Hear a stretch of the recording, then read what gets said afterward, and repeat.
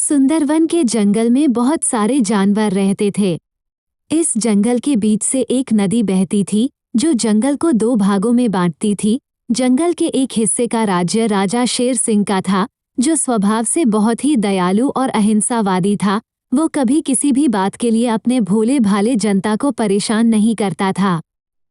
वहीं जंगल के दूसरे हिस्से का राजा शमशेर बहुत ही क्रूर था। उससे उसकी प्रजा बहुत ही परेशान और डरी हुई रहती थी। पूरे जंगल में एक ही नदी होने से सभी जानवर उसी नदी में पानी पीते थे। उन्हें नदी से पानी पीने के लिए कोई भी उन्हें मना नहीं करता था। एक दिन शमशेर सिंह नदी के किनारे पानी पीने के लिए आया। उसी समय नदी के दूसरी तरफ एक गधा आकर पानी पीने लगा। गधे को पानी पीते देख शमशेर सिंह आग बबूला हो गया। मूर्ख गधे, क्या तुम्हें दिखता नहीं कि मैं यहाँ पानी पीने के लिए खड़ा हूँ और तू आकर इस नदी को झूठा कर दिया। अब क्या मैं तेरा झूठा पीऊँ? क्षमा करें महाराज, इस नदी का पानी आज हमने कोई पहली दफा नहीं पिया। हम सभी जानवर वर्षों से इस नदी में अपनी प्यास बुझाते आए हैं। फिर भी यदि आप चाहते हैं तो मैं प्रतीक्षा कर लेता हूँ। पहले आप पानी पी लें, उसके बाद मैं पी लूंगा। मूर्ख, तू एक मामूली सा गधा होकर एक राजा से ऊंची आवाज में बात करता है। आज से यह नदी मेरा है और इस पर केवल मेरा ही अधिकार है। यदि जीवित रहना है तो अभी भाग जा यहाँ से और जाकर अपने राजा से बोल, यदि नदी का पानी पीना है तो तेरा राजा शेर सिंह आकर मुझसे युद्ध करे। युद्ध में जिसकी जीत होगी इस नदी पर उसी का हक होगा। ऐसा सुन गधा डर जाता है और भागते भागते राजा शेर सिंह के पास पहुंचता है। महाराज, हम जंगल वासियों के लिए एक बहुत ही चिंतनीय खबर है। अब आप ही कुछ कर सकते हैं महाराज। क्या बात है गधे भाई, तुम बहुत घबराए हुए लगते हो। जंगल में सब ठीक तो है? कुछ भी ठीक नहीं है महाराज। मैं नदी के पास से आ रहा हूँ। हमारे नदी पर शमशेर सिंह ने अपना कब्जा कर लिया है और मुझे पानी पीने से रोकते हुए बोला कि जाओ अपने राजा से बोल दो कि यह नदी मेरी है। यदि नदी का पानी चाहिए तो शेर सिंह मुझे युद्ध में हराए। तुम डरो मत, मैं अपनी प्रजा के लिए कुछ भी कर सकता हूँ और मैं शमशेर सिंह के जरूर लड़ाई करूंगा। ऐसा बोल शेर सिंह नदी की तरफ चल पड़ा। वहां पहुंचकर शेर सिंह शमशेर सिंह से बोला, तुम्हें लड़ना है न? हम लड़ेंगे और कल शाम ही लड़ेंगे। कल शाम हो चुकी है और शेर सिंह और शमशेर सिंह में लड़ाई शुरू हो चुकी होती है। वो लड़ाई बहुत लंबी चलती है, लेकिन आखिर में शेर सिंह की जीत हो जाती है। एक जंगल में हाथी और जंगल के राजा शेर के बीच भयंकर लड़ाई हो गई। यह लड़ाई काफी दिनों तक चली और अंत में शेर मारा गया। शेर के मारे जाने के बाद उस जंगल में कोई राजा नहीं हुआ। शेर की पत्नी शेरनी अपने दो छोटे छोटे बच्चों को लेकर जंगल के खूंखार जानवरों से बचते बचाते एक झाड़ी में छुप छुप कर रहने लगी। रात के अंधेरे में वह छोटे मोटे शिकार करके लाती और उससे अपने बच्चों का पेट भरती। समय बीतता गया और शेर के बच्चे छुप छुप कर रहते रहते ही बड़े हुए। छुप छुप कर जिंदगी जीने की वजह से वह दोनों एकदम डरपोक से हो गए। इतना डरपोक कि झाड़ी में बकरियों की चलने की सरसराहट से ही वह सहम जाते। माँ, मैं पास वाले झाड़ी में किसी जानवर के चलने की आवाज सुनी। मैं तुरंत वहां से भाग गया। माँ, नहीं तो वह मुझ पर हमला कर देता। अपने बेटे को ऐसा डरपोक होते देख उसकी माँ बड़ी परेशान होती। बेटा, कुछ ही दिनों में तुझे इस जंगल का राज्य संभालना है और अभी से तू इतना डरपोक हो गया। तेरे पिता इस जंगल के भलाई के लिए कई लड़ाइयां लड़े और युद्ध के मैदान में ही शहीद हुए। उनका बेटा इतना कायर कैसे हो सकता है? इतना कायर राजा इस जंगल को कैसे संभालेगा? मैं कायर नहीं हूँ माँ। मैं खूंखार जानवरों से दूर भागकर अपनी आत्मरक्षा की है और आत्मरक्षा करना कायरता नहीं होता है माँ। समय बीतते हैं। एक दिन झाड़ी के पास से जब माँ बेटे गुजर रहे थे तो उनको किसी सियार के बच्चे की रोने की आवाज सुनाई दी। आवाज सुनते ही शेरनी ने एक कोना पकड़ लिया और अपने बेटे से कहा, बेटा, उस झाड़ी के पास जाकर देखा तो कहीं उसमें सियार के बच्चे तो नहीं हैं। परंतु माँ, मैं अकेले कैसे जाऊँ? कहीं वह मुझ पर हमला कर दिया तो? माँ, वहाँ जाना खतरे से खाली नहीं है। बेटा, मैं तेरे इसी डर को तेरे अंदर से निकालना चाहती हूँ। ये मत भूल, तू एक शेर का बेटा है और एक शेर का बेटा ऐसे डरा नहीं करता। पर माँ, मैं अकेला नहीं जाऊंगा। तू अकेला कहाँ है बेटा? मैं यहीं से तुझ पर निगाह रख रही हूँ। मैं तुझे कुछ होने नहीं दूंगी बेटा, अब तू बात मत बना, जल्दी जा और देख कर आ।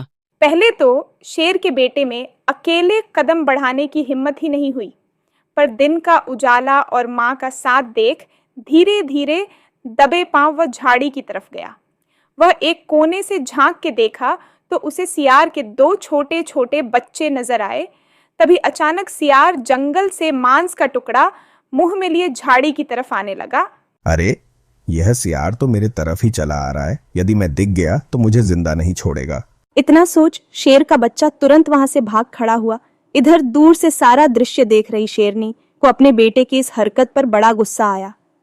हांफता हुआ शेर का बेटा अपनी माँ के पास आता है। माँ, वहाँ एक सियार ने अपने 2 बच्चों को जन्म दिया है, लेकिन उसके साथ एक सियार भी है। माँ, तू कैसा शेर है रे? एक सियार से डर गया।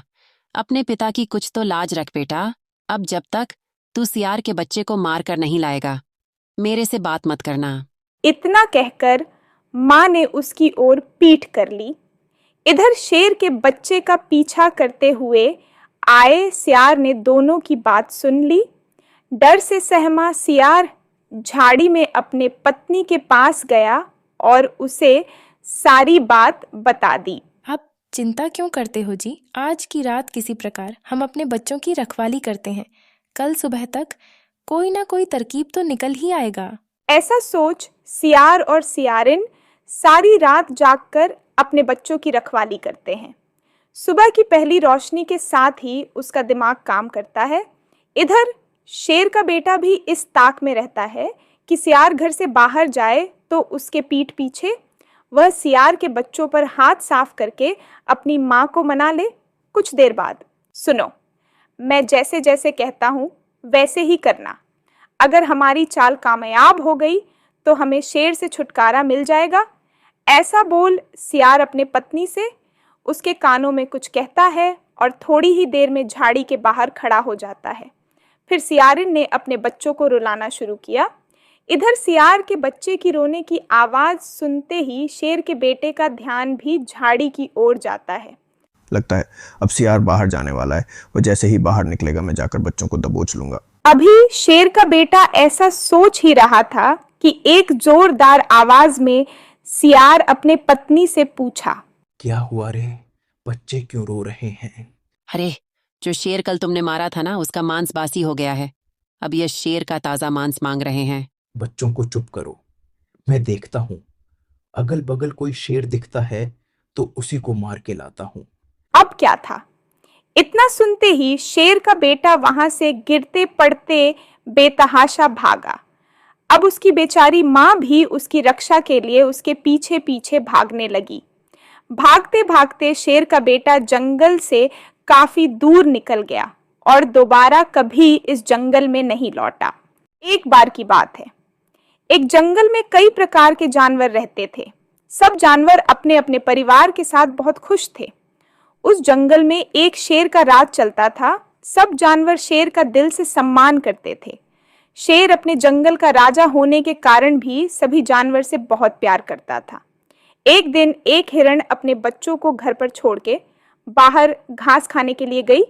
हिरण के बच्चे के साथ खरगोश का बच्चे भी वहां था। फिर थोड़ी देर बाद बकरी और खरगोश जंगल में घूम के घर लौटे तो देखा बच्चे वहां पर नहीं थे। वह दोनों अपने बच्चों को ढूंढने के लिए यहाँ वहां देखने लगे, पर उनको उनके बच्चे मिले नहीं। वह तुरंत शेर सिंह के पास जाकर अपनी बात बताते हैं। तभी शेर सिंह अपने सभी जानवरों को बुलाया और सभी से बोला, आप लोगों ने हिरण और खरगोश के बच्चों को देखा है क्या? अगर किसी ने देखा हो तो तुरंत जल्दी बता दो। पर अगर मैं ढूंढने निकला और तब वो जानवर पकड़ा गया तो मैं उसे छोड़ूंगा नहीं। सभी जानवर एक दूसरे की तरफ देखने लगते हैं तो शेर सोचने लगा, जंगल के सभी जानवरों ने नहीं देखा तो वह बच्चे कहाँ गए? तब शेर अपने दोस्त खरगोश के घर जाता है, जो बहुत समझदार था, और सारी बात बताता है। खरगोश बहुत ही चतुर और चालाक और समझदार था। वह खरगोश और हिरण से पूछता है, आपके बच्चे कहाँ पर खेल रहे थे? मुझे वहां पर ले चलो। तभी वह दोनों उसको उस जगह पर ले जाते हैं। खरगोश वहां पर जाने के बाद उस जगह को बहुत अच्छे से देखता है। तभी खरगोश उन दोनों से कहता है, मैं आपके बच्चों को वापस ले आऊंगा, अब आप चिंता मत करें। यह बोलकर जब खरगोश ध्यान से देखता है तो उसे भेड़िए के पैरों के निशान दिखते हैं। तो वह समझ जाता है कि बच्चे भेड़िए के पास है। वह अकेले जाने की सोचता है, पर उसके दिमाग में एक सवाल आता है, मैं तो एक नन्हा सा खरगोश हूं, मैं अकेला गया तो भेड़िया मुझ पर हमला कर देगा। खरगोश शेर को लेकर भेड़िए के गुफा के पास जाता है और वह दोनों गुफा में जाते हैं। तो वह दोनों बच्चे वहीं पर थे और भेड़िया भी वहीं पर था। भेड़िया उन बच्चों को मारने ही वाला था, तभी शेर ने भेड़िए के ऊपर हमला कर दिया और भेड़िए को मार दिया। फिर उन दोनों बच्चों को उनकी मां के पास सुरक्षित भेज दिया। इस कहानी से हमें ये सीखने को मिलता है कि बुरे का अंजाम बुरा ही होता है।